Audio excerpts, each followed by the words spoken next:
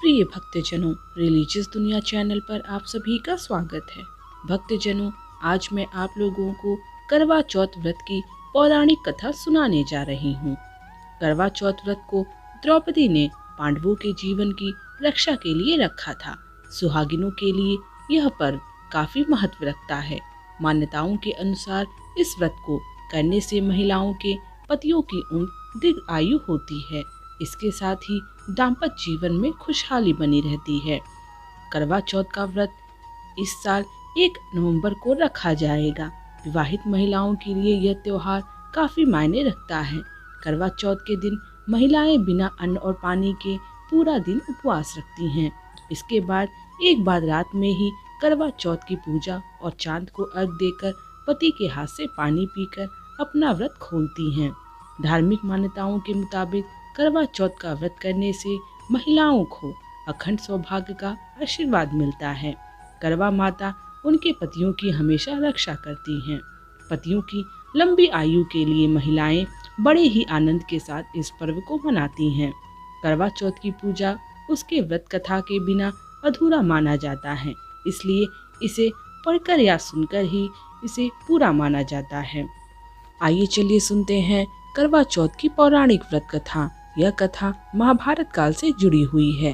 धार्मिक कथाओं के मुताबिक जब पांडवों के जीवन पर संकट के काले बादल मंडरा रहे थे, तब भगवान कृष्ण ने द्रौपदी को करवा चौथ व्रत रखने की सलाह दी थी। इसके बाद द्रौपदी ने पूरे नियम के साथ करवा चौथ की पूजा की। इस व्रत के प्रभाव से पांडवों के जीवन पर भी सभी संकट दूर हो गए थे। वहीं दूसरी ओर इस व्रत से जुड़ी दूसरी कथा भी है। एक बार देवताओं और असुरों के बीच भीषण संग्राम हो गया। युद्ध में सभी देवताओं को संकट में देख उनकी पत्नियां विचलित होने लगी। इसके बाद वो सभी भगवान ब्रह्मा के पास पहुँचे और उनसे गुहार लगाई। तब ब्रह्मा जी ने पत्नियों को करवा चौथ व्रत रखने को कहा। सभी ने कार्तिक मास के कृष्ण पक्ष की चतुर्थी तिथि को करवा चौथ का व्रत किया। करवा माता ने देवताओं के प्राणों की रक्षा की और वह युद्ध में विजय हुए। इसके बाद से ही करवा चौथ का व्रत रखा जाने लगा। अब मैं आप लोगों को करवा चौथ की पौराणिक कथा सुनाने जा रही हूँ। पौराणिक कथा के अनुसार एक ब्राह्मण के 7 पुत्र और इकलौती पुत्री वीरावती थी। 7 भाइयों के अकेली बहन होने के कारण वीरावती बहुत ही लाडली थी। सभी भाई उससे अपार प्रेम करते थे और बहन की आंखों में एक आंसू नहीं देख पाते थे। कुछ सालों बाद वीरावती का विवाह एक ब्राह्मण युवक से हो गया।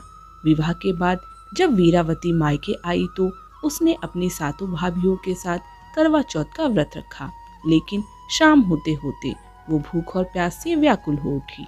अपनी बहन की ऐसी हालत देखकर सभी भाई उससे खाना खाने के लिए मनाने लगे।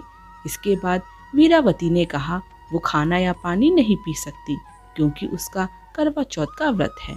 वो चंद्रमा को अर्घ देने के बाद ही अन्न और पानी को हाथ लगा सकती है।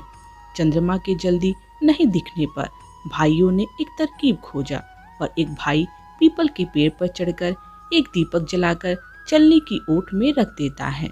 दूर से देखने पर वह ऐसा लगा कि चांद निकल आया है। फिर एक भाई ने आकर वीरावती को कहा कि चांद निकल आया है, तुम उसे अर्घ देने के बाद भोजन कर सकती हो। बहन खुशी खुशी जाकर चांद को देखा और उसे अर्घ देकर खाना खाने बैठ गई। उसने जैसे ही पहला टुकड़ा मुंह में डाला तो उसे छींक आ गई। दूसरा टुकड़ा डाला तो उसमें बाल निकल आया। इसके बाद उसने जैसे ही तीसरा टुकड़ा मुंह में डालने की कोशिश की तो उसके पति की मृत्यु की खबर आ गई। इसके बाद वीरावती की भाभी ने सारा माजरा बताया कि उसके साथ ये सब क्यों हो रहा है। करवा चौथ का व्रत गलत तरीके से टूटने के कारण देवता उससे नाराज हो गए हैं। फिर एक बार इंद्रदेव की पत्नी इंद्राणी करवा चौथ के दिन धरती पर आई और वीरावती उसके पास गई और अपने पति की रक्षा के लिए प्रार्थना की। तब देवी इंद्राणी ने वीरावती को पूरी श्रद्धा और विधि विधान से करवा चौथ व्रत रखने के लिए कहा। इंद्राणी की बात सुनकर वीरावती ने वैसा ही किया और फिर पूरी श्रद्धा के साथ करवा चौथ का व्रत रखा। उसकी पूजा और भक्ति देखकर भगवान प्रसन्न हो गए और उन्होंने वीरावती को अखंड सौभाग्यवती भव का आशीर्वाद देते हुए उसके पति को जीवित कर दिया।